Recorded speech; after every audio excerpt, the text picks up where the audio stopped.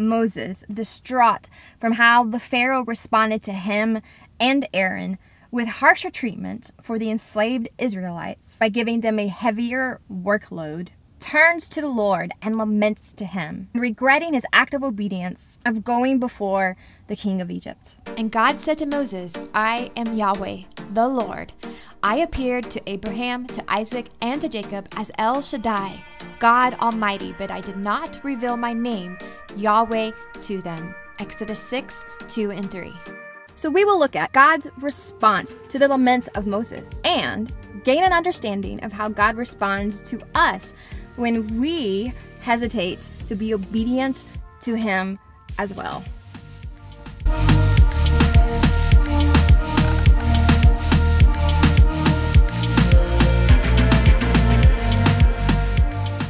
And I reaffirmed my covenant with them. Under its terms, I promised to give them the land of Canaan, where they were living as foreigners.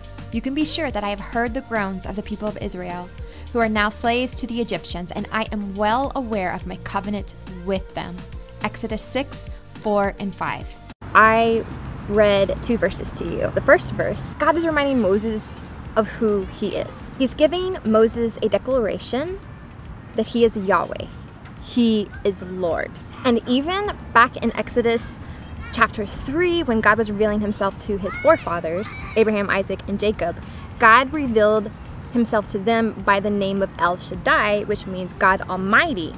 But revealing himself as Yahweh to Moses and to the Israelites is very important because God is sharing with them that he wants to know them on a personal level, and he's revealing another part of himself to his children. It's very exciting. And then in the second verse that I read to you, God is reminding Moses of the covenant that he gave his forefathers. Another word for covenant is promise. God promised his children, the Israelites, that he would bring them into the promised land and he would deliver them out of Egypt. He heard their cries and he's going to act. And now we're going to look at a verse where God is reminding Moses of a command that he has already given him. Therefore, say to the people of Israel, I am the Lord. I will free you from your oppression and will rescue you from your slavery in Egypt.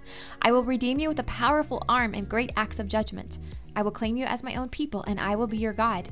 Then you will know that I am the Lord your God, who has freed you from your oppression in Egypt. I will bring you into the land I swore to give to Abraham, Isaac, and Jacob, and I will give it to you as your very own possession. I am the Lord. Exodus 6, 6 through 8. God is instructing Moses what to say to the Israelites in response to the Pharaoh tightening his hold on them. He shares what he will do for them. He will free them and redeem them through acts of judgment against Egypt. And most importantly, he will bring them into the land he has promised to give them.